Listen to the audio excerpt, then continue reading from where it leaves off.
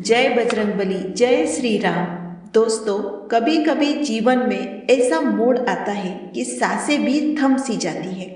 रात के गहरे सन्नाटे में जब सब सो जाते हैं और आप अकेले बैठे रहते हैं, तब मन बार बार यही सवाल पूछता है, हे भगवान, ये दुख कब खत्म होंगे, ये आंसू कब रुकेंगे। जब घर में बीमारी का साया छा जाए, दवाइयाँ महंगी पड़े, जेब खाली हो, रिश्तेदार मुंह मोड़ ले और छोटी छोटी खुशियां भी सपने जैसी लगने लगे, तब ऐसे घने अंधेरे में एक नाम गूंजता है। एक नाम जो पहाड़ों को हिला देता है, रोग को जड़ से उखाड़ फेंकता है, भय को भस्म कर देता है। वो नाम है संकट मोचन महावीर हनुमान। वे नाम जो पत्थर को भी पिघला देता है, वो नाम जो असंभव को भी संभव बना देता है। आज मंगलवार का पावन दिन है। हम लेकर आए हैं एक ऐसी सच्ची हृदय स्पर्शी कथा जो सिर्फ सुनने की नहीं बल्कि जीवन में उतारने की है। इसे अंत तक सुनिए, क्योंकि हो सकता है यही कथा आपके सबसे बड़े संकट का अंत कर दे।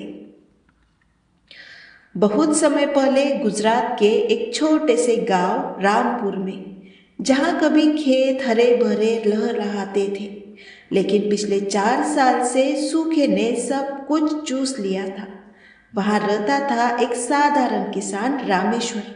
उसकी पत्नी गंगा मेहनती और धैर्यवान, लेकिन आंखों में हमेशा एक छिपा हुआ दर्द लिए हुए, और उनकी एकलौती लाडली बेटी राधा, सिर्फ 9 साल की मासूम बच्ची। लेकिन बीमारी ने उसे इतना कमजोर कर दिया था कि वह चारपाई से उठ भी नहीं पाती थी।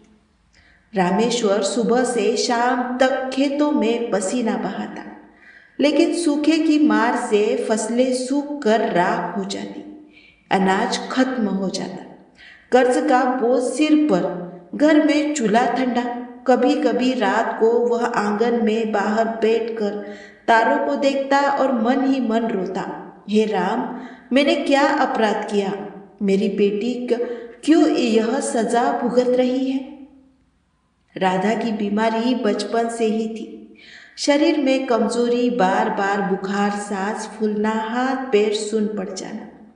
गांव के वैद्य जी कहते, यह रोग जड़ से निकालना पड़ेगा, शहर के बड़े डॉक्टर को दिखाओ, लेकिन इलाज महंगा होगा, महीनों लगेंगे। रामेश्वर के पास तो दाल रोटी का जुगाड़ भी बड़ी मुश्किल से होता था। दवाई के लिए पैसे कहाँ से लाता। गंगा हर रात बेटी के सिरहाने बैठी रहती।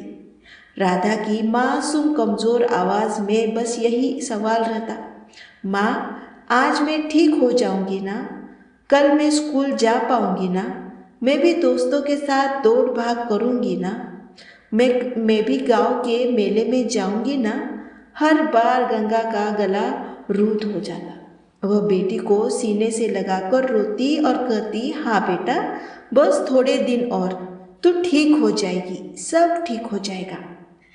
एक दिन रामेश्वर खेत की ओर जा रहा था। मन भारी, आंखें नम, कदम लरस रहे थे। रास्ते में उसे एक बूढ़ा साधु मिला। साधु के चेहरे पर दिव्य तेज था, लंबी सफेद दाढ़ी थी, भगवा वस्त्र हवा में लहरा रहा था, हाथ में कमंडल और आंखों में ऐसी शांति कि देखते ही रामेश्वर का मन हल्का हो गया। साधु ने मुस्कुराते हुए कहा, बेटा रामेश्वर, तेरी आंखों में दर्द है, तेरे घर में संकट का साया है, क्यों नहीं मेरे बजरंगबली को याद करता। आज तो मंगलवार है, संकट मोचन का दिन भी है। रामेश्वर ने सिर झुकाकर कहा, महाराज, मैं हनुमान जी को बहुत मानता हूँ, बचपन से उनकी तस्वीर को रोज प्रणाम करता हूँ, लेकिन मेरे पास पूजा का कुछ भी नहीं है, न फूल है, न अगरबत्ती, न सिंदूर, न गुड़ चना, बस दीवार पर एक पुरानी धूल जमी तस्वीर है। साधु ने गहरी दयालु मुस्कान के साथ कहा, बेटा, हनुमान जी को भाव चाहिए, सामान नहीं। तू आज से हर मंगलवार व्रत रख, ब्रह्म मुहूर्त में उठ, स्नान कर, साफ मन से उनके सामने बैठ, अगर कुछ न हो तो सिर्फ एक लोटे में जल भर, एक तुलसी का पत्ता रख और मन से ओम श्री हनुमते नमः का जाप कर। दिन भर भूखे प्यासे रह, शाम को भोग लगाकर खाना खा। विश्वास रख वे तुरंत सुनते हैं, क्योंकि वे संकट मोचन है। साधु ने अपनी झोली से एक छोटी लाल पुड़िया निकाली और कहा, यह हनुमान जी का भूत प्रसाद है, इसे अपनी बेटी के माथे पर तिलक लगा, थोड़ा सा चटा देना, आज से व्रत शुरू कर दे। रामेश्वर ने पुड़िया ली, साधु के चरण छुए। जब सिर उठाया तो साधु कहीं गायब हो गए थे। रामेश्वर के रोंगटे खड़े हो गए, आंखों में आंसू, मन में विश्वास, लगा जैसे स्वयं बजरंगबली किसी रूप में आए हो। घर लौटकर उसने गंगा को सब बताया। दोनों की आंखों में आशा की किरण जगी। उन्होंने मिलकर छोटी सी पूजा तैयार की। पुरानी तस्वीर को पानी से धोया, साफ कपड़े से पोंछा, कुएं से ताज़ा जल लाए, सूखते तुलसी के पौधे से एक पत्ता तोड़ा, राधा को प्रसाद लगाया। फिर दोनों ने आंखें बंद की, हाथ जोड़े और धीरे धीरे जाप शुरू किया। ओम श्री हनुमते नमः, ओम श्री हनुमते नमः, ओम श्री हनुमते नमः। उस रात राधा को तेज बुखार चढ़ा। गंगा रात भर जागती रही, ठंडे पानी की पट्टी लगाती रही, रोती रही। लेकिन सुबह होते ही चमत्कार हो गया। राधा ने कई महीनों बाद खुद से कहा, माँ मुझे भूख लगी है, पानी दो और थोड़ा गुड़ भी दो। गंगा और रामेश्वर की आंखों से आंसू बह निकले। उन्होंने एक दूसरे को गले लगाया। रामेश्वर ने गांव में मजदूरी ढूंढी। संयोग से एक किसान ने काम भी दिया। शाम को थोड़ा अनाज और कुछ पैसे मिले। पहली बार हनुमान जी को गुड़ चना का भोग लगाया गया। धीरे धीरे राधा की तबीयत सुधरने लगी। घर में थोड़ी थोड़ी खुशी लौटने लगी। लेकिन परीक्षा अभी बाकी थी। गांव का सबसे बड़ा कर्जखोर लालचंद साहूकार, वो आदमी जिसके नाम से पूरा गांव कांपता था, उम्र 60 के पार, लेकिन लालच 60 साल का भी नहीं। उसका घर गांव के बीचों बीच, बड़ा सा लाल रंग की दीवारें, लोहे का भारी गेट, घर के अंदर कमरे भर कर सोने चांदी के बर्तन, नोटों की गड्डियाँ, लेकिन दिल में सिर्फ एक ही चीज़, और ज़्यादा लूटो और ज़्यादा कमाओ। वो गरीब किसानों को कर्ज देता, लेकिन ब्याज इतना ऊंचा कि 1 साल में दोगुना हो जाता। जो चुकता नहीं, उसकी जमीन, बैल, घर सब छीन लेता। गांव वाले कहते, लालचंद के पास पैसा नहीं बल्कि लालच का पहाड़ है। जब उसे पता चला कि रामेश्वर का हाल सुधर रहा है, बेटी ठीक हो रही है, काम मिल रहा है, थोड़ा अनाज आ रहा है, तो उसका खून खोल उठा। ये गरीब रामेश्वर, ये कैसे सुखी हो सकता है? मैंने तो इसका कर्ज कभी माफ ही नहीं किया। मैंने तो सोचा था कि 2-3 महीने में इसका घर बार जब्त कर लूंगा। उसने अपने गुंडों को बुलाया। 3-4 बड़े बड़े आदमी, हाथ में लाठियां, चेहरों पर क्रूर मुस्कान। जाओ रामेश्वर के घर, चिल्लाओ, धमकाओ, कहो कि शाम तक 10,000 रुपये नहीं दिए तो घर जमीन सब कुछ जब्त कर लेंगे, बेटी को भी सड़क पर फेंक देंगे। अगले मंगलवार की दोपहर, सूरज तेज था, लेकिन रामेश्वर के घर पर अंधेरा छाया हुआ था। गुंडे दरवाजे पर धमाका करते हुए आए। रामेश्वर बाहर निकल, साहूकार का पैसा कब चुकाएगा? आज शाम तक नहीं दिया तो घर उजाड़ देंगे, तेरी बेटी को भीख मंगवाएंगे। राधा डर से कांपने लगी। गंगा ने उसे सीने से लगाया।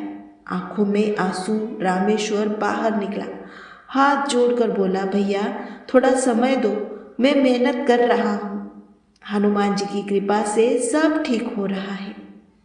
गुंडों ने हंसते हुए कहा, हनुमान जी?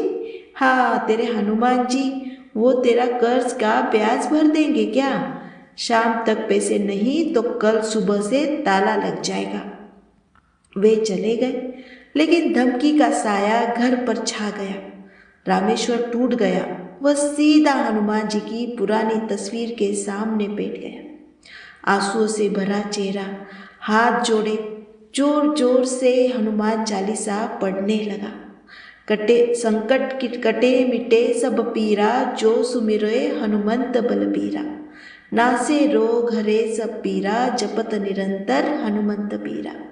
हे संकट मोचन, मेरी बेटी की रक्षा करो, मेरे घर की रक्षा करो। मैंने तो अपना सब कुछ तुम्हें सौंप दिया, अब तुम ही मेरे हो और मैं तुम्हारा। उसी रात लालचंद साहूकार अपने बड़े कमरे में सो रहा था। अचानक उसके सीने में तेज दर्द उठा, ऐसा दर्द जैसे कोई पहाड़ उसके दिल पर बैठ गया हो। वह चीखा कराहा।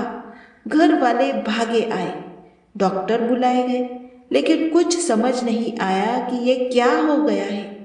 कोई बीमारी तो नहीं दिख रही। रात गहरी हुई। लालचंद को नींद आई, लेकिन वो नींद नहीं, एक भयानक सपना था। सपने में एक विशाल रूप में हनुमान जी खड़े थे। लाल पीला शरीर, आंखों में आग, दांत चमकते हुए, पूंछ आकाश छू रही थी। हनुमान जी गरजते हुए बोले, लालचंद, मेरे भक्त रामेश्वर को तंग करने की हिम्मत कैसे हुई? उसकी आस्था को सलाम कर, उसका कर्ज माफ कर दे। माफी मांग, वरना मैं तेरा सब कुछ भस्म कर दूंगा। लालचंद डर से चीखा, पसीने से तरबतर हो गया। सपना टूटा तो वह कांप रहा था। आंखें खुली तो ऐसे लगा जैसे हनुमान जी अभी भी कमरे में खड़े हैं। सुबह होते ही लालचंद ने फैसला किया, वह खुद रामेश्वर के घर पहुंचा। अकेला, बिना गुंडों के, चेहरे पर डर, आंखों में आंसू, वह रामेश्वर के पैरों में गिर पड़ा। भाई रामेश्वर, मुझे माफ कर दो, मैंने बहुत बड़ा पाप किया। रात भर हनुमान जी ने मुझे डराया, मैंने तुम्हारी आस्था का अपमान किया है। ये लो, तुम्हारा पूरा कर्ज माफ कर दिया। ये कागज में फाड़ देता हूँ। उसने कागज के फाड़े टुकड़े टुकड़े कर दिए। फिर बोला, और ये लो, मेरी तरफ से ये 5 बीघा जमीन दान कर लो। तुम्हारे नाम पे मैं ये जमीन करवा दूंगा, बस मुझे माफ कर दो। और हनुमान जी से प्रार्थना करो कि मेरे पाप माफ हो जाए। रामेश्वर और गंगा स्तब्ध रह गए। उन्होंने लालचंद को उठाया, गले लगाया। गांव वाले भी यह देखकर हैरान हो गए। कहने लगे, सच में हनुमान जी संकट मोचन है। क्रूर साहूकार भी पिघल गया। धीरे धीरे राधा पूरी तरह ठीक हो गई। वह स्कूल जाने लगी, दोस्तों के साथ खेलने लगी, हंसने गाने लगी। रामेश्वर की जमीन में फिर से हरी भरी फसल लहलहाने लगी। घर में सुख समृद्धि छा गई। गांव वाले देखते रह गए और कहने लगे, हनुमान जी की कृपा है, भाव से पुकारो तो वे सुनते भी हैं। भक्तों, यह कथा हमें सिखाती है, हनुमान जी धन नहीं, भाव देखते हैं।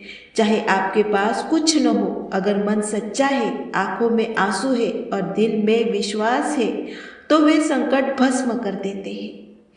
हर मंगलवार व्रत रखिए, हनुमान चालीसा पढ़िए, ओम श्री हनुमंते नमः का जाप कीजिए। विश्वास रखिए, वे आपके साथ हैं, हर पल हर कदम। जय सिया राम, जय बजरंगबली। अगर संकट है तो आज से ही व्रत शुरू कर दीजिए। हनुमान जी जरूर सुनेंगे और चमत्कार दिखाएंगे। जय बजरंगबली।